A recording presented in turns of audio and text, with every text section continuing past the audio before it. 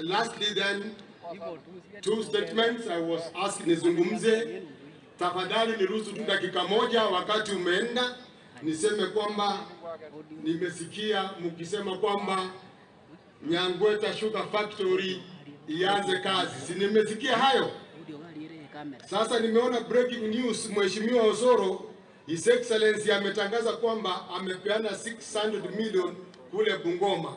Sasa wewe ukiwa pale karibu, siombe kidogo tafadhali.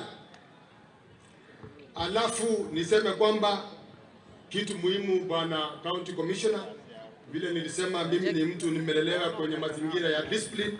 Nashukuru kwa heshima nimeona katika uwanja huu ile mipangilio imekuwa sawa. Nikiripoti kwa mkubwa nitasema kwamba kweli kule Etago abagirango mbuya batura batokera mbuya batu aligania na inde mbuya bale no Osoro mbuya kwana nere mbuyare, lakini Osoro mate karoko arengeze to nyali bali aliya sakoro kunga bobarato ngetingo chegeti ikarno ngororo nawe choro bo mwana minto, kwa sababu mbele iko sawa. Na wewe ni kijana barubaru, Nyasaye nago seseneti na kwani wabagirango omondo tali umongaini basi, lakini mwenda pole neki mumondi na hata hiyo kitu kingine bwana County Commissioner anasema eti sitapata.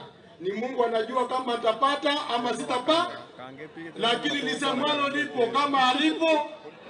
Basi kwa hayo Osoro nimesema asante bwana DCC, karibu.